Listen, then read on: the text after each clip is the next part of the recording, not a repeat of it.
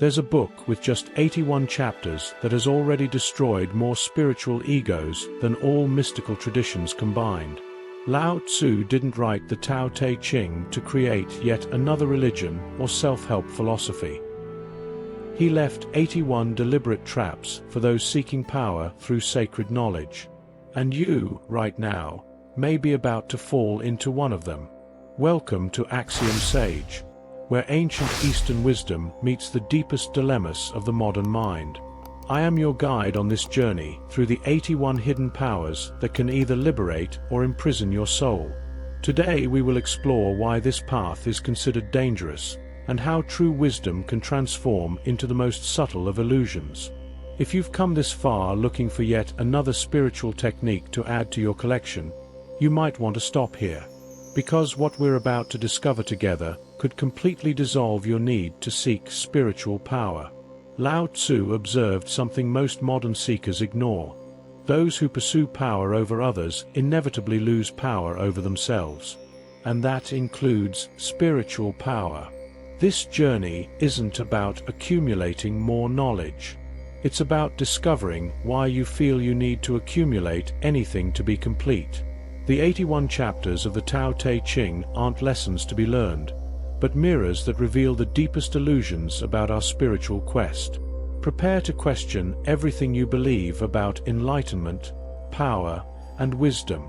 Have you ever felt that quiet unease when you hear someone talking about esoteric knowledge you don't possess? That feeling of missing out on something important, some secret that could finally bring you the peace you seek?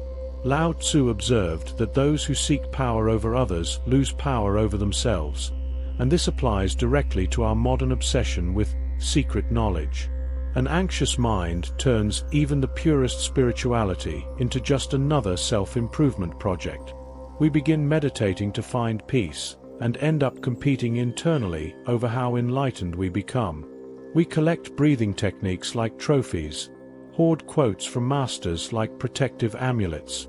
But Lao Tzu knew something our self-help culture completely ignores. The pursuit of spiritual power is just ego dressed in sacred clothing. Each verse of the Tao Te Ching is a door that can liberate or imprison, depending on the seeker's intention.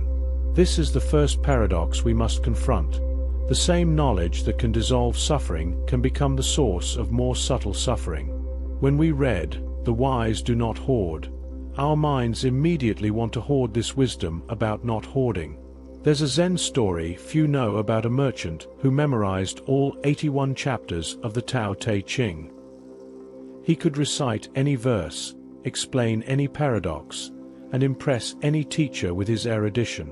But when one simple day he asked, "If you understand so much about the Tao, why do you still suffer when you lose money?" He realized he had turned the living water of wisdom into the dead ice of knowledge. Carl Jung warned about something he called spiritual ego inflation, when sacred knowledge fuels the illusion of superiority rather than dissolving it. It's as if we collect spiritual diplomas to prove our evolution, but forget that true enlightenment doesn't need to prove anything to anyone. The danger lies not in wisdom itself, but in the relationship we establish with it. How many people do you know who constantly talk about detachment, but get irritated when someone questions their favorite teachings? Who preach unconditional love, but judge those who don't follow their same spiritual path? Zhuangzi differentiated intellectual knowledge from lived wisdom through a devastating metaphor. You can study 1,000 treatises on swimming, but if you've never been in the water, you don't know how to swim. Our spiritual culture is obsessed with treatises on enlightenment, but systematically avoids the water of direct experience. Here's a question that can reveal more about your spiritual state than years of soul-searching. When you talk about spirituality, are you sharing wisdom or displaying knowledge? The difference is subtle, but it determines whether you're moving toward freedom or creating more sophisticated prisons for your soul.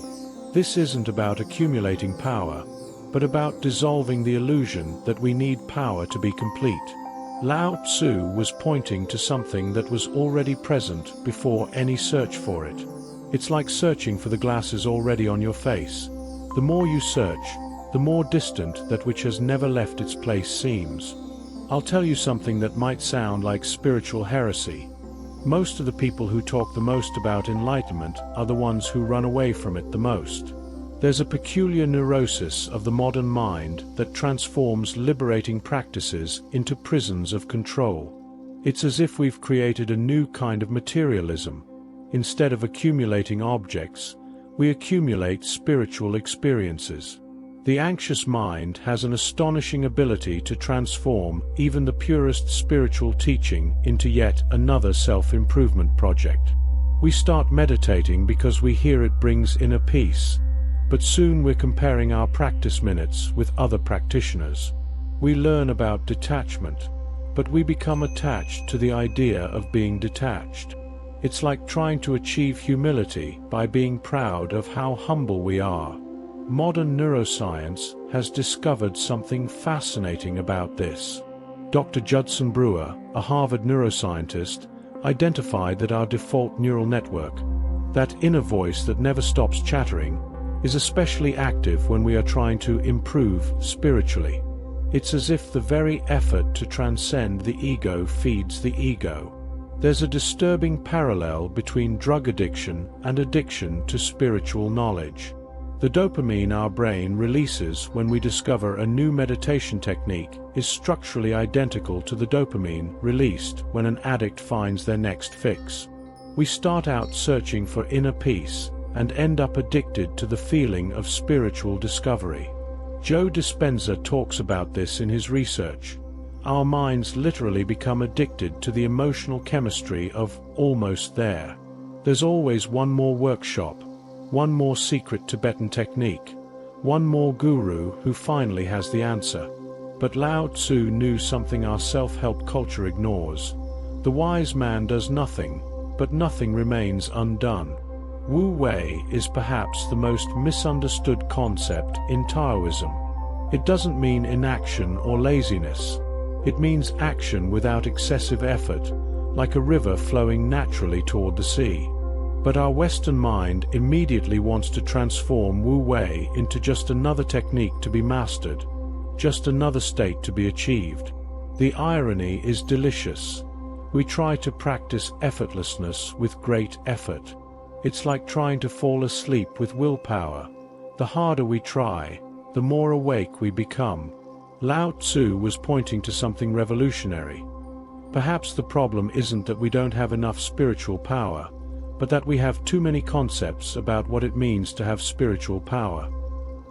Here's an exercise that may seem absurdly simple, but it's devastatingly effective in exposing our compulsion to do something spiritual.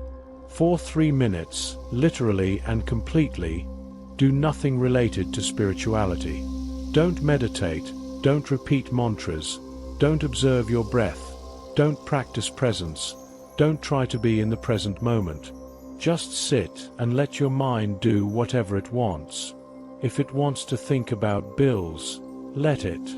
If it wants to plan dinner, let it. If it wants to criticize this exercise, let it. The goal isn't to achieve some special state, but to recognize the stark difference between being spiritually occupied and being genuinely present. Most people fail to complete this exercise. In less than 30 seconds, they're already observing their thoughts or trying to accept what arises. This reveals something profound. Our minds are so addicted to doing something spiritually correct that they've completely lost the ability to simply be. If you manage to do this exercise without turning it into just another spiritual practice, congratulations. You've just experienced Wu Wei. If you didn't, welcome to the club of nearly all modern spiritual seekers. And if you're thinking about trying it again to get it right, you've just proven exactly the point Lao Tzu was trying to make 2,500 years ago. There's a stark difference between knowing the path and walking the path, but our culture has transformed this distinction into a nearly imperceptible nuance. Zhuangzi, the Taoist master known for his irreverent parables, distinguished intellectual knowledge from lived wisdom through a simple metaphor. You can know the taste of water by reading 1,000 books about water, yet still die of thirst.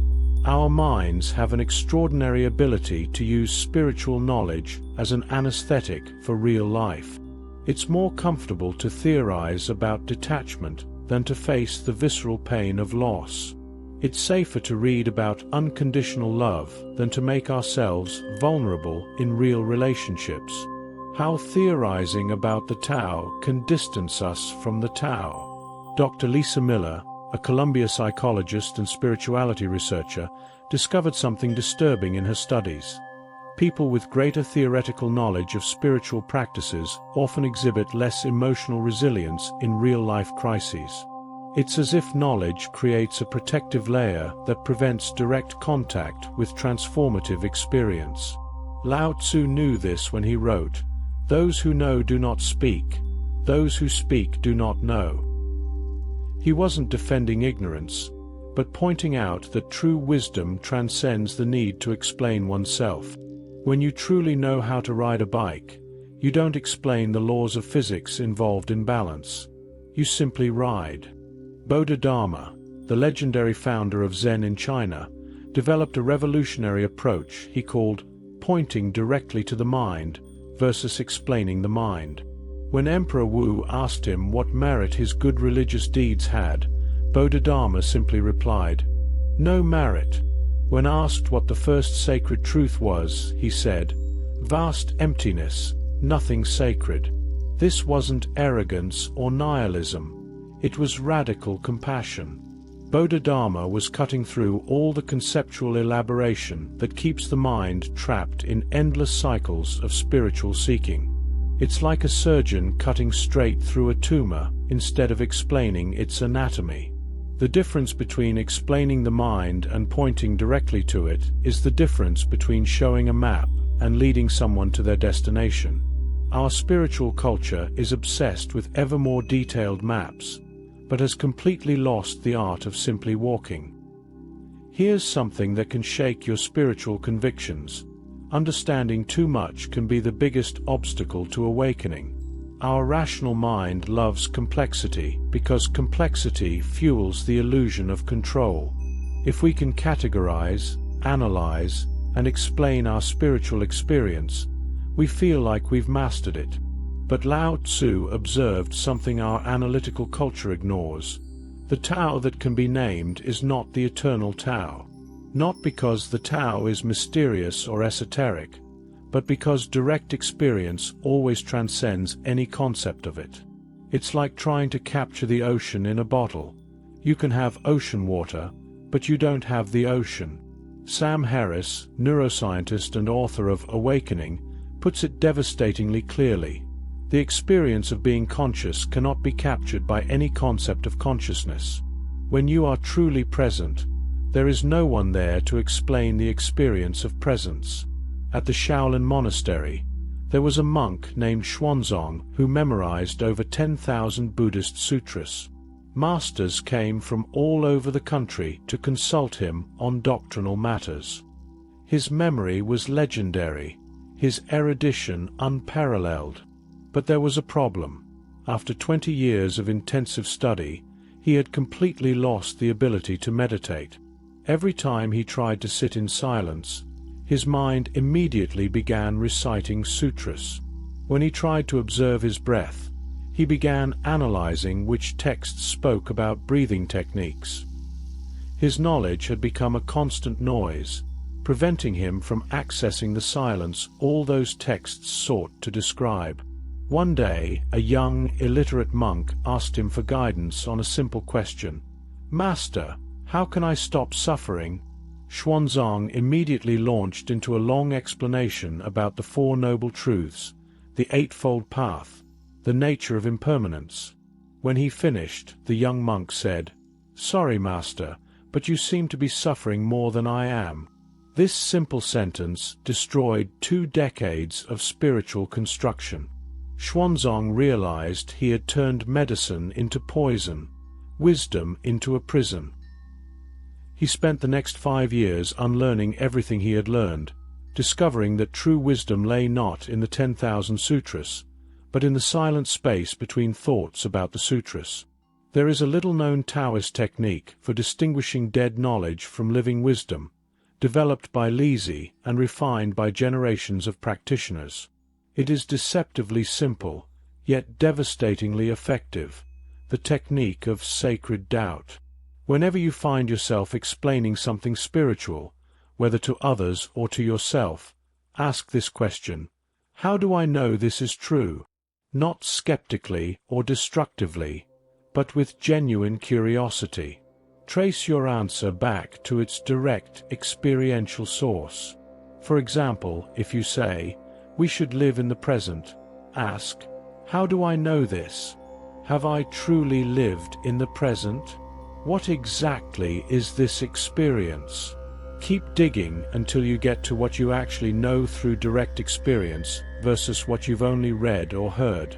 Most of our spiritual beliefs dissolve under this kind of honest investigation, not because they're false, but because they're second-hand knowledge masquerading as personal wisdom. And herein lies the paradox. When you admit you don't know, suddenly there's room for direct knowledge.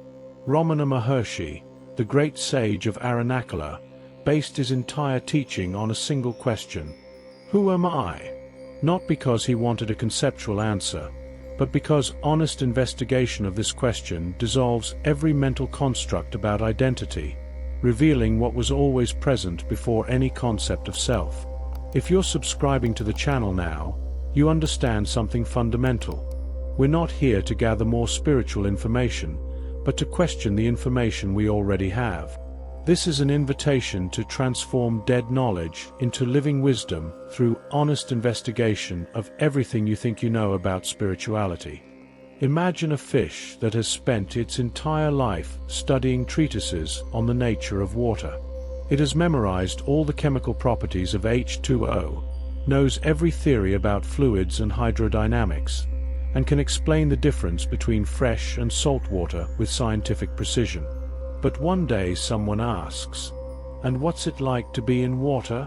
The fish is completely lost.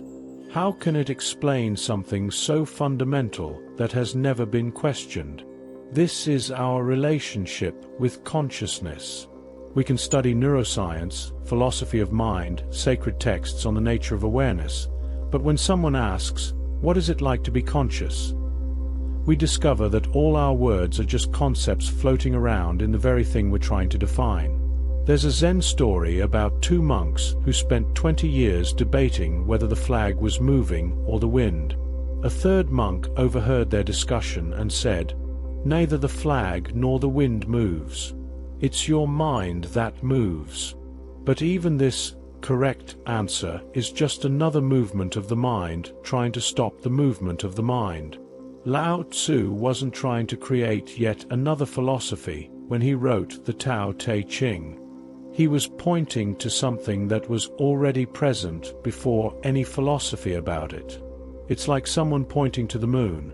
You can study the pointing finger, analyze its anatomy, memorize everything about its bone and muscle structure, and still completely miss the moon.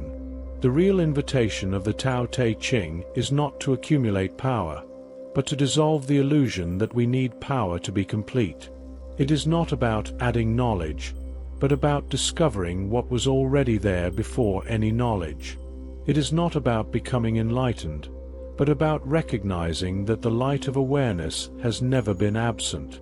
But our mind wants to transform even this non-pursuit into yet another pursuit. It wants to practice non-practicing. It wants to achieve non-achievement. It's like trying to run away from a shadow. The faster you run, the faster it follows. Here's a question that could revolutionize your spiritual journey. What if you were already exactly what you're looking for? What if every search for enlightenment was based on the false premise that something is missing? What if the very act of searching were the only obstacle between you and what you seek? This possibility is simultaneously the most liberating and the most terrifying one there is. Liberating because it would mean you could stop chasing yourself. Terrifying because it would mean your entire identity as a spiritual seeker would be unnecessary. But let's explore something even more specific and practical now. How to recognize when our spiritual quest has become a sophisticated escape from real life. Here we're entering psychologically delicate, but absolutely necessary, territory. There's a phenomenon psychologists call spiritual bypassing, using spiritual practices to avoid real psychological work. It's like using pain medication instead of treating the cause of the pain. It temporarily relieves pain, but the underlying problem continues to grow. Eastern practices can be particularly seductive for this because they offer concepts like detachment and non-identification, which our minds can use to avoid difficult feelings. It's easier to say, "This is just an illusion," than to feel the real pain of betrayal. It's more comfortable to theorize about impermanence than to grieve a loss. Dr. John Welwood, who coined the term spiritual bypassing, observed something disturbing. Many advanced meditators exhibited impressive spiritual development but remained emotionally immature. They could access profound states of consciousness, but would explode when disagreed with or become paralyzed by basic interpersonal conflicts. There's a stark difference between genuine Taoist detachment and defensive emotional disconnection, but our culture constantly confuses the two. True detachment doesn't mean not caring. It means caring deeply without being consumed by the outcome. It's like a surfer who surrenders completely to the wave without trying to control it. False detachment, on the other hand, is an unconscious strategy to avoid vulnerability. It sounds spiritually evolved to say, "I don't attach myself to outcomes," but it's often just a sophisticated way of saying, "I'm afraid of disappointment if I care too much." Miyamoto Musashi, the legendary samurai and author of the Book of Five Rings, had a devastatingly practical perspective on this. The path is daily training. Not just training in the inspiring moments, but especially in the mundane, frustrating, and challenging ones.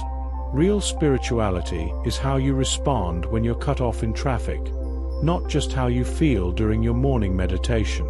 Musashi understood that when spirituality becomes an escape from the world, we lose the ability to transform the world through presence. The true spiritual warrior doesn't run away from human difficulties. He uses them as fuel for awakening. First sign: irritability when questioned. If your spirituality can't be questioned without becoming defensive, it's probably serving to protect the ego, not dissolve it. True wisdom welcomes questioning because it has nothing to defend. Second sign: the need to always be vibrating high. If you feel guilty or a failure when you experience negative emotions, you've turned spirituality into a new form of perfectionism. Sadness, anger, and fear are part of the human experience. Trying to always be positive is violence against your own nature. Third sign: avoiding basic human conflicts. If you use concepts like drama to avoid difficult but necessary conversations, you're using spirituality to avoid emotional maturity. Real love sometimes means saying no, or having uncomfortable conversations. Fourth sign: constantly talking about unity but judging those who don't follow your path. If you preach non-duality but feel superior to less evolved people, your spirituality is still serving separation, not connection. Fifth sign: using spiritual language to avoid responsibility. The universe wanted it this way. Everything is perfect. I don't judge anything. These phrases can be profound wisdom or subtle escapism, depending on how they're used. Sixth sign: feeling empty after intense spiritual experiences. If workshops, retreats, or practices leave you temporarily uplifted but fundamentally unchanged in everyday life, you may be using spirituality as an emotional drug rather than a transformative medicine. Seventh sign: superficial relationships disguised as spiritual connection.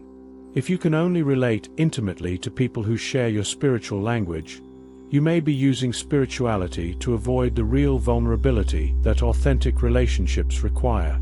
Confucius developed a practice of self-examination he called examining yourself 3 times a day. But it wasn't about judging yourself or creating more self-improvement. It was about radical honesty with yourself. Here's an adapted version for diagnosing spiritual bypassing. Every night before bed, ask yourself these 3 questions without trying to find correct answers. How did my spirituality help me avoid something difficult today? Where did I use spiritual concepts to feel superior or special? What emotion or situation did I try to transcend rather than go through? The goal isn't to condemn yourself, but to develop compassionate honesty about how your mind uses even sacred practices to maintain unconscious protective strategies. Paradoxically, recognizing where you're running from is the first step to stopping running. True spiritual maturity is not being above human difficulties. It is being so present with them that they become doors of wisdom rather than obstacles to be avoided. If you recognize some of these patterns in your own journey, don't despair. The very fact that you can see these mechanisms is a sign of genuine spiritual maturity. Most people never question whether they're using spirituality to escape. They're convinced they're evolving. We have reached the final paradox that can either completely destroy your spiritual quest or liberate it forever. Chapter 81, the final verse of the Tao Te Ching, contains only 40 Chinese characters, yet these few words have the power to dissolve decades of spiritual accumulation. Lao Tzu ends his masterpiece with a devastating phrase: "The wise do not accumulate." Consider the irony. After 80 chapters of wisdom, Lao Tzu essentially says, don't hoard wisdom. It's like building an elaborate staircase and then saying, you don't need the staircase. But this isn't a contradiction. It's radical compassion. He knew that our minds would transform even his purest teachings into more objects to hoard. The wise man does not hoard is not an instruction to practice. It is a description of what happens naturally when you stop trying to become wise. It's like the difference between trying to be spontaneous and being spontaneous.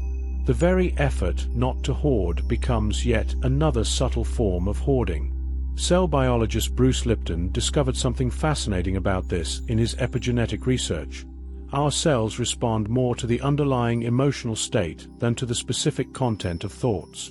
You can repeat, I am detached, 1,000 times, but if there is an underlying energy of effort and control, your cells register effort and control, not detachment. Our culture of abundance completely distorts the teachings on spiritual prosperity. We interpret, you are abundant, as, you should manifest more. We read about prosperity consciousness, and immediately want to prosper. But Lao Tzu was pointing to something radically different, the discovery that you already have everything you need to be complete. Genghis Khan, paradoxically, understood this better than many modern mystics. His military strategy was based on what he called strategic minimalism, carrying only the absolutely essential, moving faster than armies burdened with unnecessary equipment. He conquered more territory than any other leader in history, not by accumulating more resources, but by being more efficient with less. The enough revolution isn't about having less out of moralism or asceticism. It's about discovering that the constant feeling of something is missing is a mental illusion, not a practical reality. When this illusion dissolves, you naturally stop accumulating, not out of discipline, but out of lack of interest. Here's a psychological truth our self-improvement culture avoids at all costs. Our minds are terrified of simplicity because simplicity dissolves the illusion of control. As long as there are techniques to practice, books to read, workshops to attend, we maintain the illusion that we are making progress toward enlightenment. But what if enlightenment weren't a destination, but the recognition that you've never left home? What if every spiritual journey were an elaborate way to avoid the devastating simplicity of the present moment? our minds prefer complex problems with complex solutions to simple problems. David Hawkins, author of Power versus Force, identified that the human mind can tolerate almost any amount of suffering, but cannot tolerate the absence of problems. When there is nothing to solve, fix, or improve, the mind enters an existential panic. Therefore, we create increasingly sophisticated spiritual problems to avoid the terrifying simplicity of simply being. Here's a practice that can reveal the extent of your dependence on spiritual stimulation.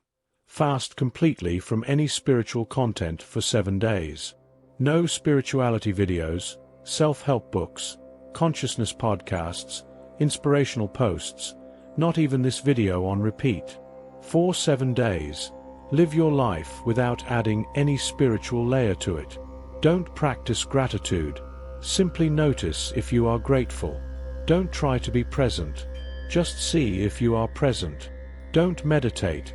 Just notice if there is natural silence happening. Most people fail to complete this fast.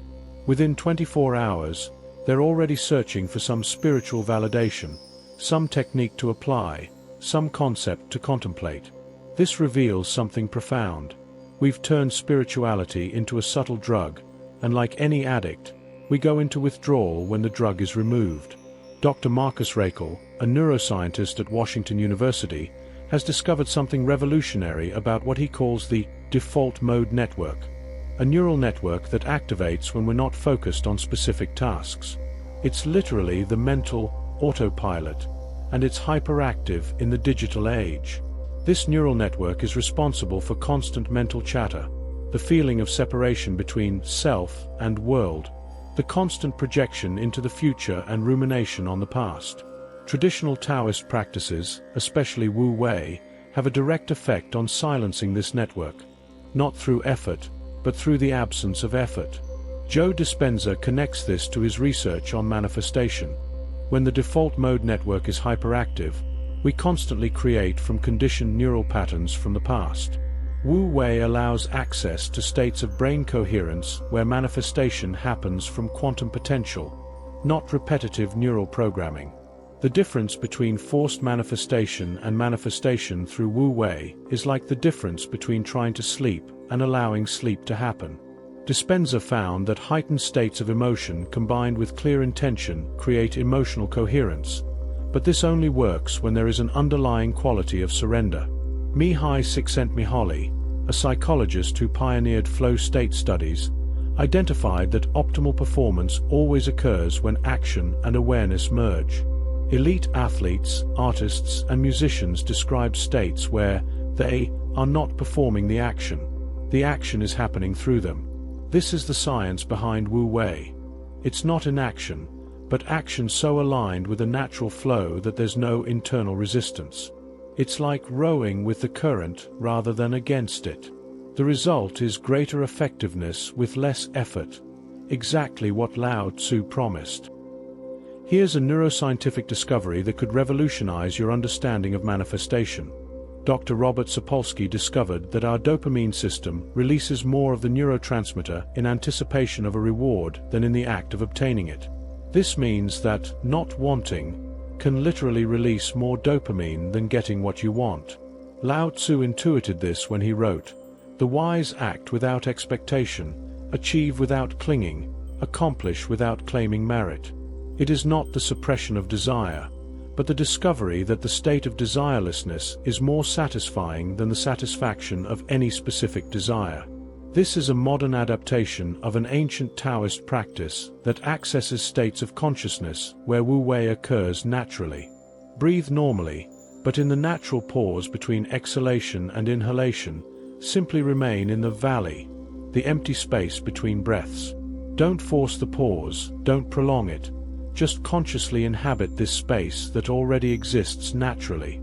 This valley between breaths corresponds to the space between thoughts, and inhabiting it regularly trains your nervous system to access states of Wu Wei in everyday life. We've reached the heart of the mystery that has destroyed the spiritual careers of thousands of seekers and freed countless others. The truth about instant enlightenment versus gradual awakening. This isn't an academic question. It's the difference between spending decades chasing a spiritual carrot or recognizing that you already are what you seek. Hui Nang, the sixth patriarch of Zen, revolutionized Chinese Buddhism when he challenged Shen Xiu in one of the most consequential debates in spiritual history. Shen Xiu taught that enlightenment was like polishing a mirror, a gradual process of purification. Hui Nang responded with a devastating truth. There is no mirror, there is no dust. What can be stained? I wasn't advocating spiritual laziness or denying the value of the practice. I was pointing out that the very premise of the gradual path is based on an illusion. The idea that something is missing, that you are not complete exactly as you are now. Any practice based on this premise reinforces the illusion it aims to dissolve. Why is sudden enlightenment more practical than progressive? Because recognition is instantaneous.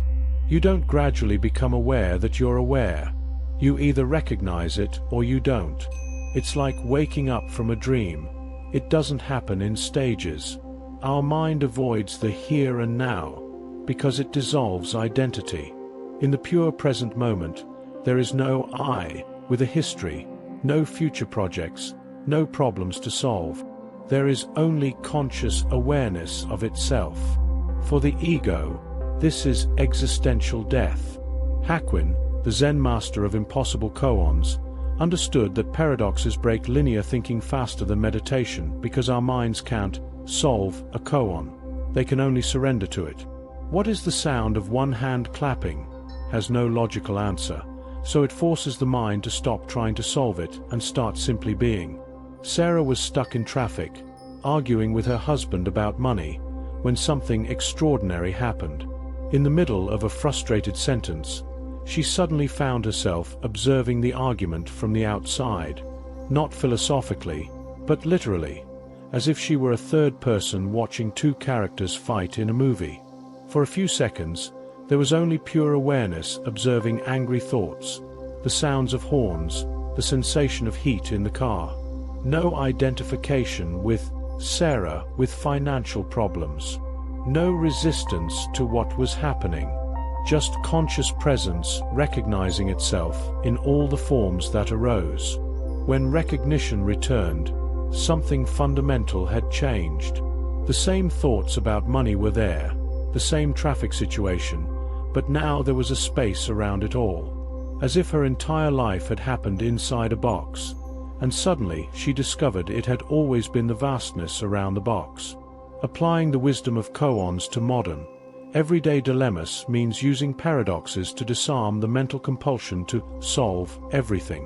When your mind is stuck in a circular problem, instead of trying to find solutions, ask, who has this problem? Not philosophically, but literally. Look for this self that supposedly has problems. You may find thoughts about problems, uncomfortable physical sensations, difficult emotions, but can you find a separate entity that owns these experiences? This research doesn't solve practical problems, but it does dissolve the unnecessary psychological suffering we create around practical situations. The practical problems remain, but the existential drama surrounding them disappears. We've reached the end of this journey through the 81 hidden powers, but the true ending is also the true beginning. Because everything we've explored together points to a radical possibility. Your anxiety, your restlessness, your constant search for something more. All of these can be fuel for awakening rather than obstacles to it.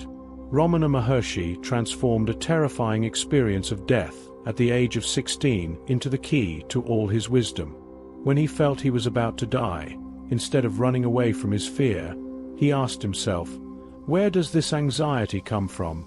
This simple question became a gateway to awakening that has shed light on millions of seekers. The search was not intellectual. It was direct. Who is afraid? What is this I that can die? When she honestly searched for this I that was afraid of death, she found only conscious awareness of herself, indestructible, birthless, deathless. Your anxiety may not be a symptom of something wrong, but a sign that life is trying to express itself through you in ways your mind doesn't yet comprehend. Because anxiety is repressed life seeking expression, Patanjali, in the Yoga Sutra, described the 5 mental afflictions, avidya, asmita, raga, dvesha, and abhinavesha, not as problems to be eliminated, but as disguised steps toward evolution. Each klesha is actually spiritual intelligence trying to awaken through friction. Spiritual ignorance, avidya, creates discomfort that eventually forces investigation. Ego identification, asmita, becomes so unbearable that dissolution naturally occurs. Attachment and aversion, raga/dvesha, eventually exhaust themselves through their own intensity. Resisting anxiety is like trying to stop a river by building a dam. It may work temporarily, but the accumulated pressure eventually bursts with devastating force. Why resisting anxiety fuels it? Resistance is attention, and attention is energy. What you resist persists not out of cosmic stubbornness, but by simple laws of attention and energy. When anxiety arises, instead of trying to eliminate it, consciously transform it using the 4 elements of traditional alchemy: earth, physical sensations; water, emotions; air, thoughts; fire, pure awareness. Earth. Feel the physical sensations of anxiety fully. Tightness in your chest, tension in your shoulders, butterflies in your stomach. Don't try to change them, just acknowledge them fully. Water. Allow emotions to flow without resistance. Fear, restlessness, urgency. Let them move through you like waves in the ocean of consciousness. Air. Observe anxious thoughts without identifying with them. What if this happens? How will I solve that? See them as clouds passing through the sky of your mind. Fire. Recognize the awareness that is conscious of sensations, emotions, and thoughts. This awareness is never anxious. It simply observes anxiety arising and dissolving within itself.